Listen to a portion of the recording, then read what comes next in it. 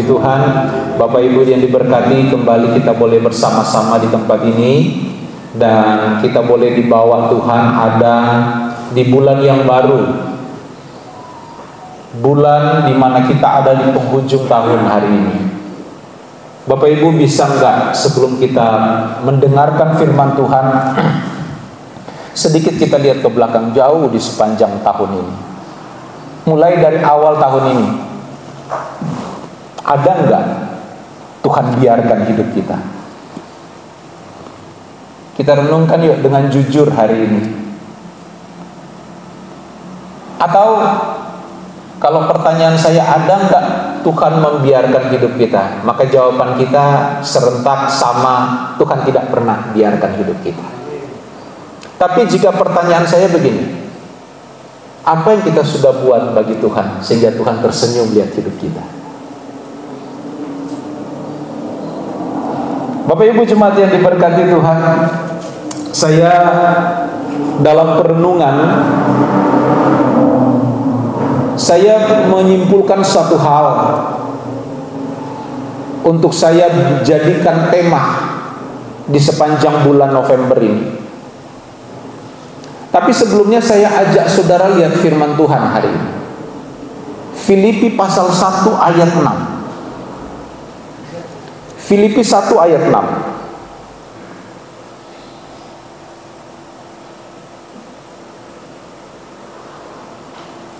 Dan saya ajak kita semua untuk sama-sama baca ayat ini.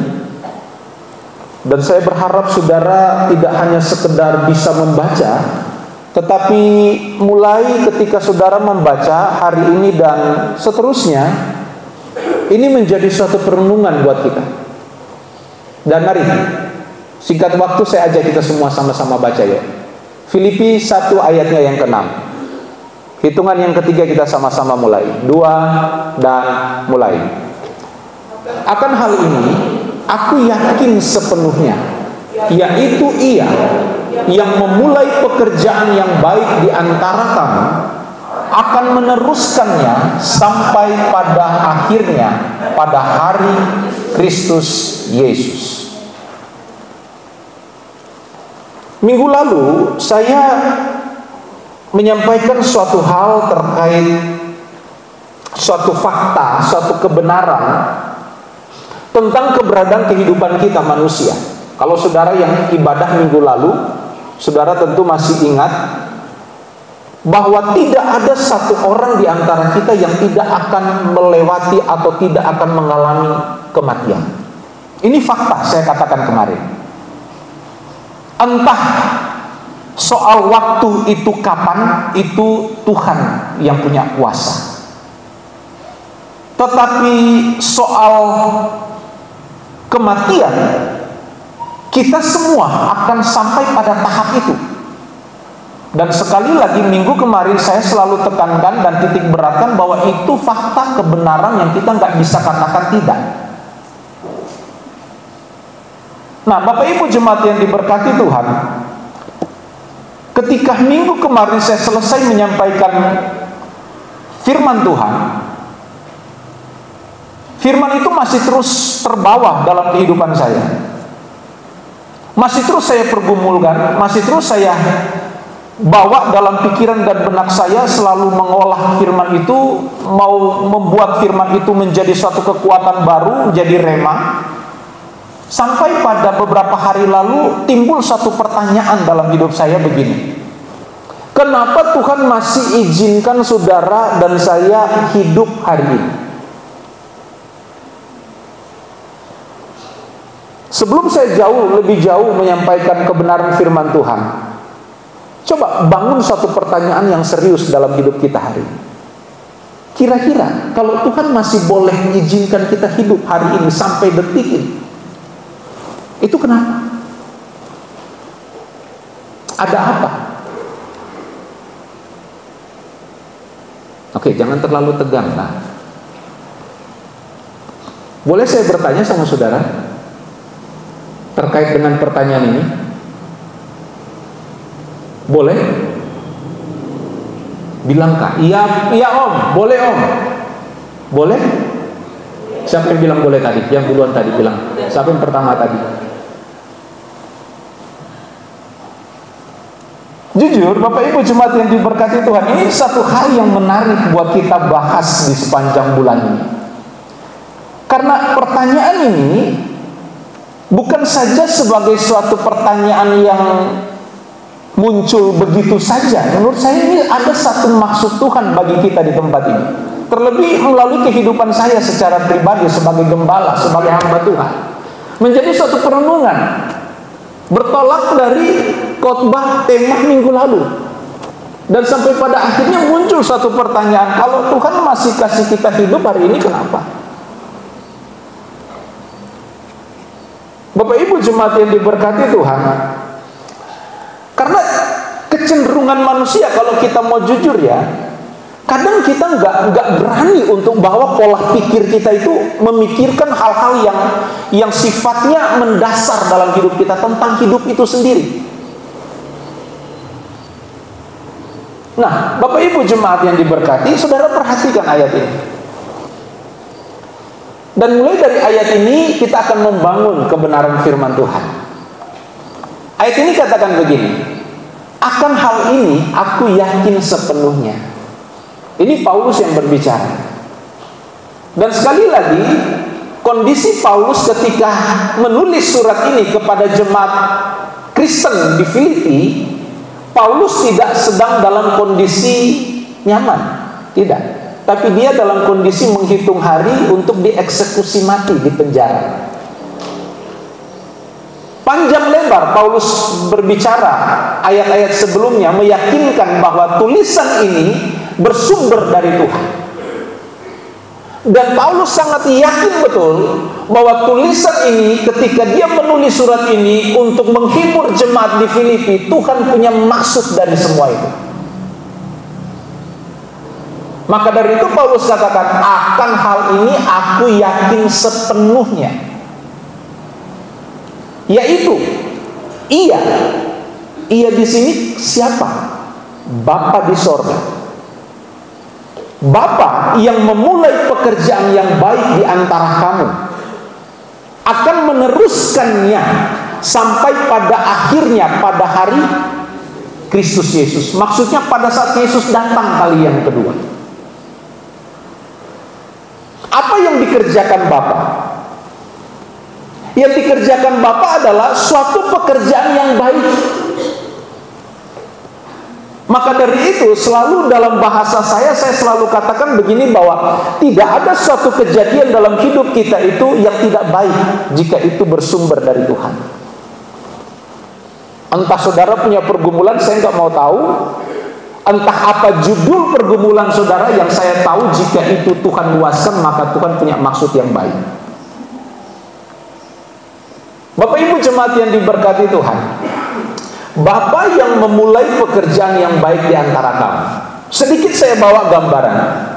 Ketika Paulus berbicara bahwa Bapa sedang mengerjakan suatu pekerjaan yang baik di antara jemaat Kristen yang ada di Filipi, Bapak Ibu, keadaan jemaat di Filipi tidak sedang dalam baik-baik saja. Mereka sedang dalam pergumulan yang berat terkait dengan iman mereka. Jemaat di Filipi sedang mempertaruhkan iman mereka, hidup mereka, harta benda mereka, keluarga mereka. Tapi Paulus dari penjara dia katakan bahwa Bapa sedang mengerjakan sesuatu yang baik terhadap saudara. Gak masuk akal kan? Jemaat Tuhan di Filipi lagi menghadapi aniaya, jemaat Tuhan di Filipi lagi menghadapi problem, jemaat Tuhan di Filipi sedang menangis, sedang mengalami penderitaan secara fisik. Tapi Paulus katakan Bapa sedang mengerjakan sesuatu yang baik.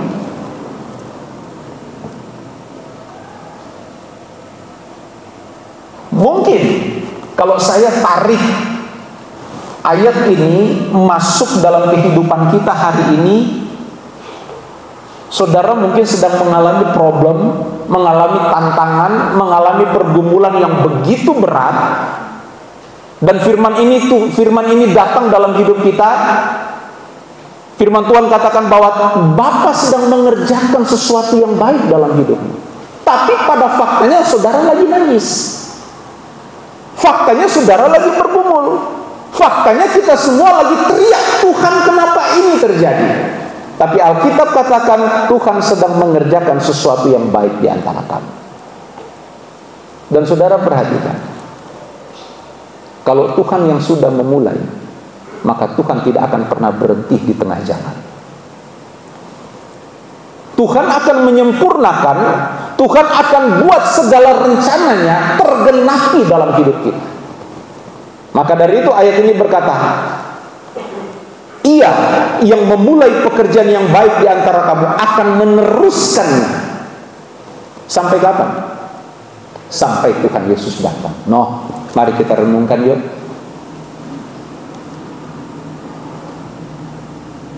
Kembali kepada pertanyaan awal. Kalau Tuhan masih boleh beri kita kesempatan untuk hidup hari ini, itu kenapa? Kenapa? Kalau Tuhan masih izinkan kita hidup sampai hari ini, pertanyaannya kenapa Tuhan masih beri kesempatan untuk kita hidup hari ini? Saya mau langsung begini. Karena proses Tuhan belum selesai dalam hidupmu dan hidup saya.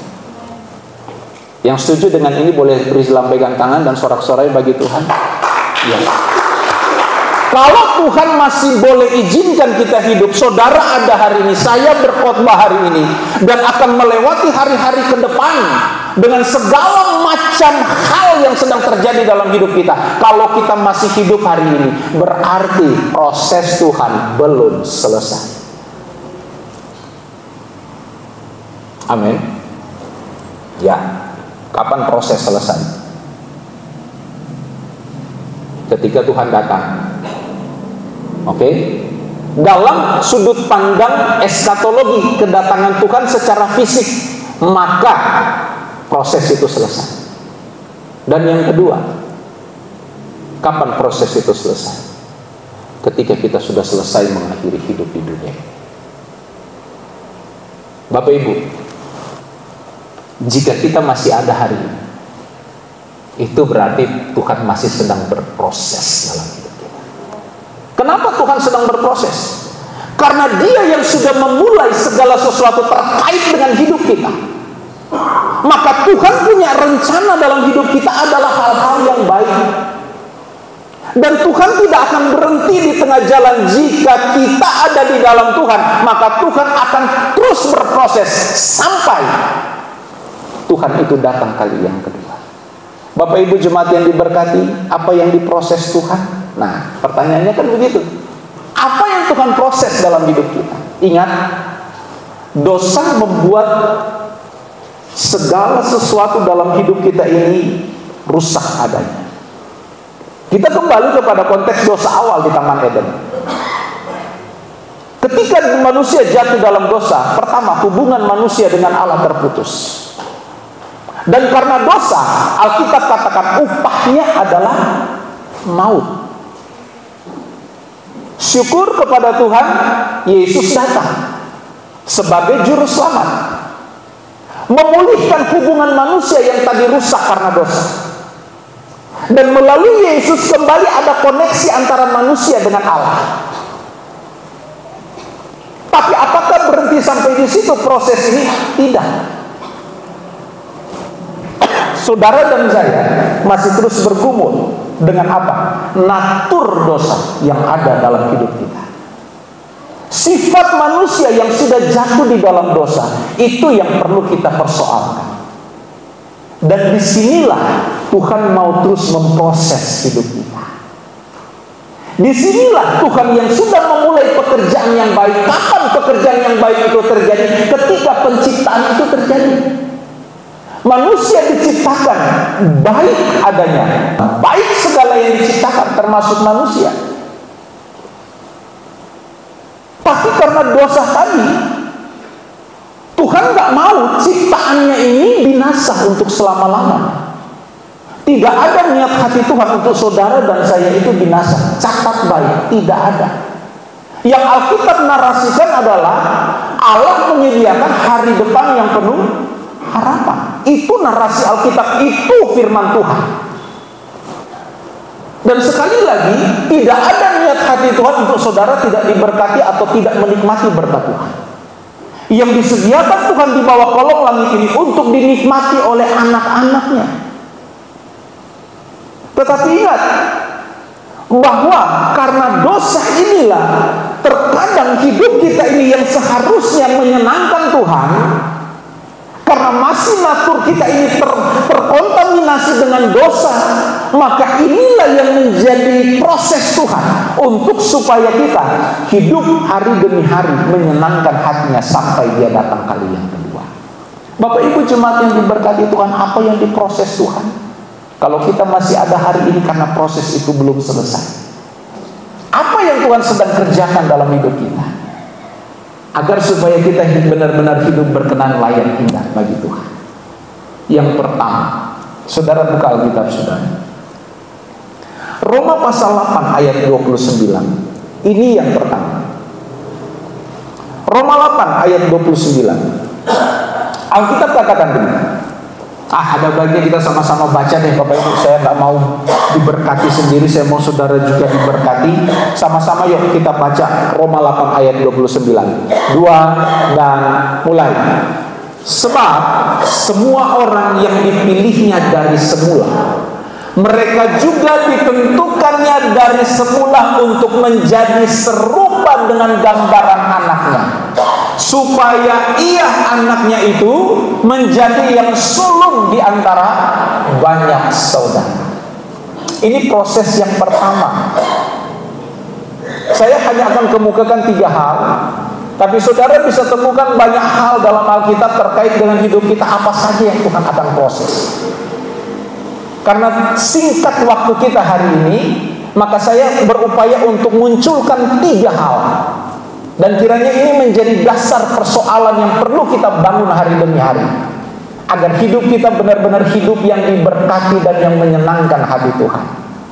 Yang pertama, kalau kita masih ada hari ini, karena proses Tuhan belum selesai.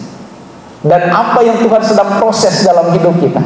Dari ayat ini saya simpulkan, Tuhan sedang memproses kita agar hidup kita tidak hanya sekedar jadi orang Kristen yang tidak berkualitas, tapi Tuhan sedang memproses kita untuk hidup kita jadi sama seperti gambaran anaknya. Siapa yang percaya bahwa dia sejak awal Tuhan sudah pilih? Masya Allah. Halo, nggak yakin di situ? Amin. Beri sorak-sorai dong bagi Tuhan. Berat sekali sih jawab. Bapak Ibu, sadar atau enggak bahwa saudara percaya Yesus, percaya Tuhan Yesus Kristus sebagai Tuhan dan Juru Selamat itu bukan kebetulan. Semua ada dalam rancangan Tuhan. Maka dari itu ayat ini pun berlaku dalam hidup kita, sebab semua orang yang dipilihnya dari semula, mereka juga ditentukannya dari semula untuk menjadi serupa dengan gambaran anaknya. Jangan kita memandang hal ini sebelah mata, dalam arti kita harus memandang dan memahami pemilihan Tuhan ini tidak sebatas pemilihan Tuhan bahwa kalau kita sudah dipilih Tuhan pasti selamat.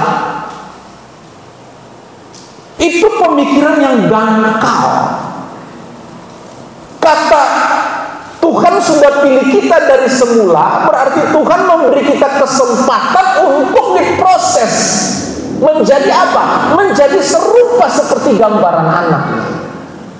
Mestinya ini satu hal yang tidak mudah kalau kita boleh cerna ini secara baik.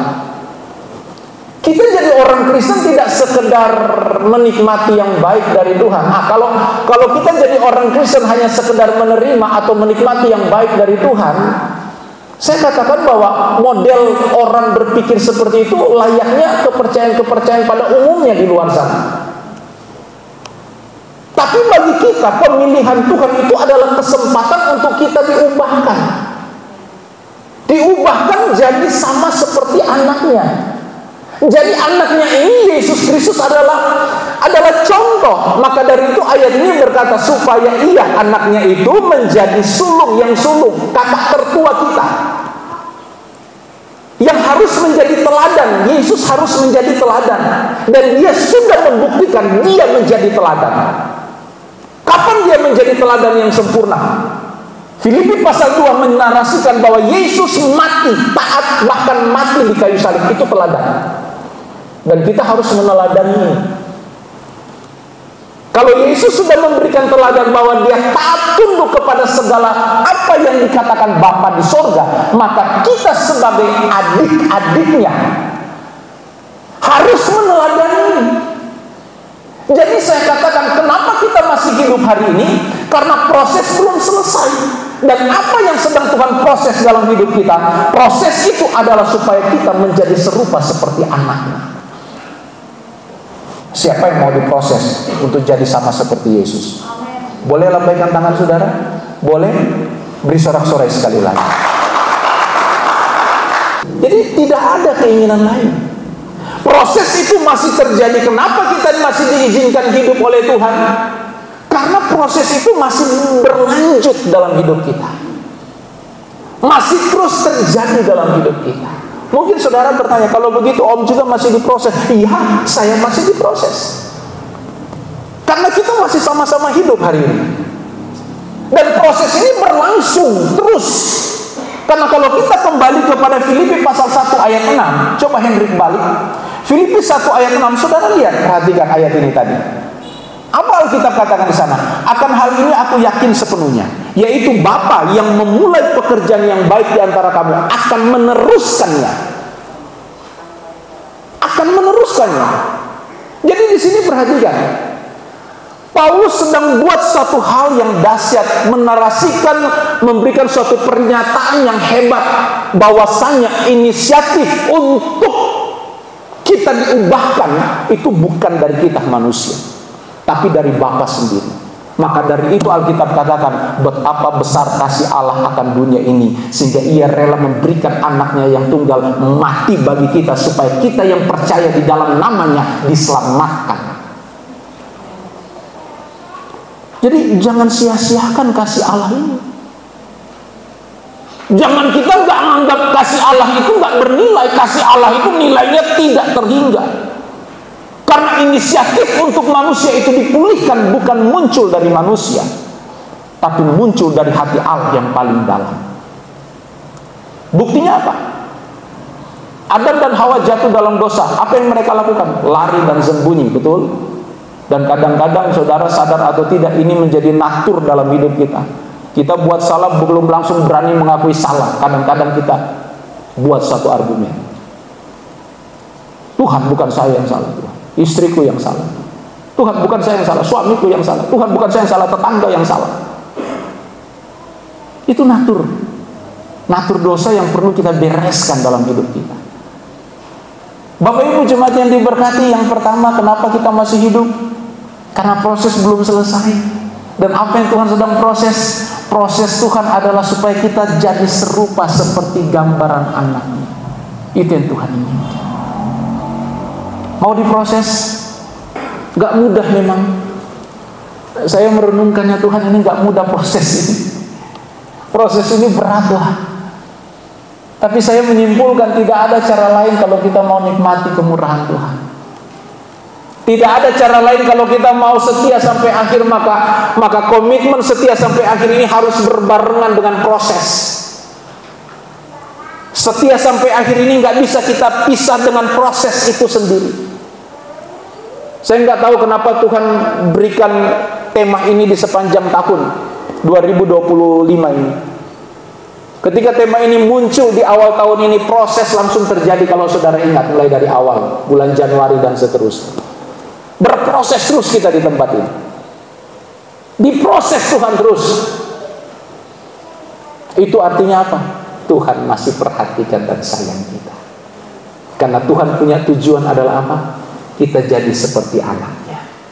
Kalau kita ngaku kita anak Tuhan, maka jangan kesampingkan proses. Bersyukur kalau Tuhan proses kita hari ini. Tuhan proses kita melalui orang-orang di sekitar kita, bersyukur. Tuhan proses kita dengan kejadian-kejadian yang terjadi di sekitar kita, bersyukur. Tuhan lagi proses kita dengan fisik kesehatan kita yang merosot mulai menurun, bersyukur. Tuhan lagi proses kita dengan ekonomi kita yang merosot, bersyukur. Apapun bentuk proses itu, Tuhan punya goal, Tuhan punya maksud supaya kita jadi seperti anaknya. Jadi patronnya, contohnya, modelnya adalah Tuhan kita Yesus Kristus. Jangan jadikan gembalamu saya sebagai patron atau contoh. Salah. Yang harus menjadi contoh hidup kekristenan kita adalah Yesus Kristus Tuhan kita. Kalau saudara jadikan saya patron, contoh, saudara kecewa, saya banyak kurangnya, saya banyak salahnya. Kalau saya mungkin saudara tidak temukan salah, saudara pasti temukan ke ibu gembala, pasti ada. Kalau enggak sama ibu gembala, sama GB, dia operasi, pasti ada. Jadi jangan tempatkan manusia siapapun sebagai contoh yang super, tapi hanya satu, Tuhan kita Yesus Kristus. Dan proses masih ada sampai hari ini. Yang kedua, kenapa kita masih ada hari ini? Karena Tuhan masih berproses. Apa yang Tuhan proses berikut? Saya simpulkan dalam satu ayat. 1 Petrus pasal 1 ayatnya yang ke-7. Cepat ya. 1 Petrus 1 ayat 7, kita sama-sama baca. 2, 3. Maksud semuanya itu ialah untuk membuktikan kemurnian imanmu, yang jauh lebih tinggi nilainya daripada emas yang fana, yang diuji kemurniannya dengan api, sehingga kamu memperoleh puji-pujian dan kemuliaan dan kehormatan pada hari Yesus Kristus. Apa yang diproses? Iman. Beri tepuk tangan dulu buat Tuhan Yesus. Kenapa kita masih hidup hari ini? Karena Tuhan belum selesai proses kita. Apa yang diproses berikut? Iman. Banyak orang Kristen hanya parkir imannya sampai kepada iman yang mendatangkan mujizat. Banyak orang Kristen yang parkir imannya hanya mau menikmati iman yang berskala mujizat.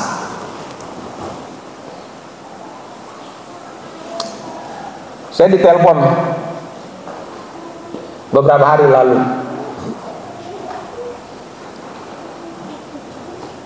Karena ini orang pingin sekali sembuh,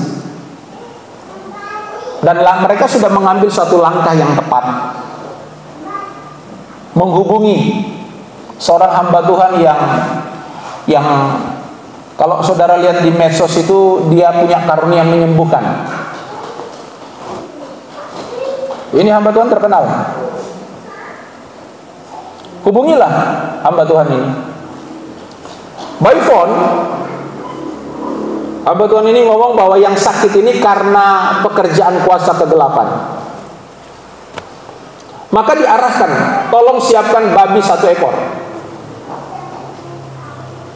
Karena dengan sarana babi itu dia akan berdoa supaya kuasa kegelapan yang menguasai orang yang sakit ini, setannya pindah ke babi. Ada nggak di Alkitab cerita itu? Ada. Kalau saudara nggak ngerti konteks Alkitab, kenapa Yesus memerintahkan setan-setan ke babi yang banyak itu, saudara akan iya dan turuti apa yang diminta oleh hamba Tuhan. Terus sebelum didoakan, transfer dulu. Saya bilang sama yang itu, stop, jangan lanjutkan, itu sesat. Bapak Ibu, kalau kita hanya bangun iman kita atas dasar mau lihat mujizat Tuhan, setan pun bisa buat mujizat. Hati-hati. Tapi iman model apa yang harus terbangun dalam hidup kita? Itu masalahnya kan. Iman seperti apa yang harus terbangun dalam hidup kita? Karena Alkitab katakan iman itu punya nilai lebih tinggi daripada emas.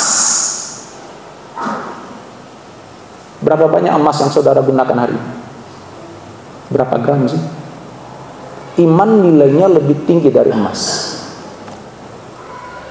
Dan iman yang model apa yang ditulis dalam ayat ini, itu yang perlu saudara dan saya pecahkan hari ini. Iman yang tidak hanya bersandar kepada mujizat, Tapi iman yang dinarasikan, yang dibangun oleh Alkitab dalam ayat ini adalah iman yang sampai pada tahap menyelamatkan. Sudah iman kita adalah iman yang menyelamatkan?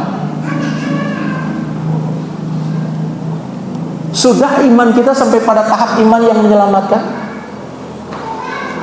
Kita harus jujur persoalkan iman kita. Nah, itu sebabnya kalau kita masih hidup hari ini, artinya proses Tuhan belum selesai, dan proses yang Tuhan sedang proses adalah tentang iman kita. Kalau iman kita hanya iman orang Kristen yang biasa, kita bisa tertipu dengan model-model pendeta yang model seperti tadi yang saya gambarkan. Karena kita mau mujizat kan? Kita mau pertolongan Tuhan itu nyata dalam hidup kita kan? Ingat, ini akhir zaman Bapak Ibu. Setan menjelma menjadi malaikat terang banyak di luar. Saya ngomong sama itu bapak, Pak, boleh beli babi, silakan. Tapi nanti kita panggang sama-sama ya. Itu bapak ketawa, Mas. Dan saya nggak habis pikir. Saya bukan mendiskreditkan, mengurangi nilai seorang hamba Tuhan, tapi ini fakta. Apa yang saya mau katakan bahwa di luar sana akhir zaman ini saudara dan saya harus hati-hati. Kalau kita nggak punya dasar firman yang benar, maka kita akan terjerumus kepada hal-hal yang seperti itu. Dan saya katakan stop. Terus orang itu, kalau begitu saya blokir nomornya, silahkan blokir, nggak usah lagi kontak-kontak itu. Saya bilang Yesus saja melayani gratis. Masa ini taruh tarif, transfer dulu baru didoakan? Jahat kan akhir zaman ini. Nah sekali lagi, apa yang diproses Tuhan? Iman. Bagaimana iman bertumbuh? Iman tidak pernah bertumbuh dalam keadaan nyaman. Iman tidak bertumbuh dalam zona nyaman. Sekali lagi, iman akan bertumbuh ketika persoalan masalah itu berproses dalam hidup kita. Maka dari itu, tolong rubah doa kita, Tuhan angkat masalah ini. Itu doa anak kecil. Kalau Tuhan sedang izinkan masalah, ngomong sama Tuhan, Tuhan beri aku kemampuan untuk aku hadapi masalah ini. Itu anak Tuhan yang bertumbuh.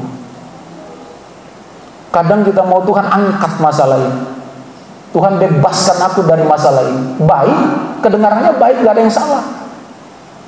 Tapi orang Kristen yang bertumbuh, dia punya konsep doa itu beda. Tuhan, apapun Tuhan izinkan, saya hadapi itu dengan sukacita dan beri aku hikmat, kemampuan untuk hadapi ini semua. Bersama Tuhan aku percaya aku mampu hadapi apapun. Jadi yang kedua yang Tuhan proses apa? Iman. Dan yang Tuhan mau temukan adalah iman yang menyelamatkan dalam hidup. Berikut kita akan masuk ke dalam perjamuan kudus. Yang berikut saya cepatnya.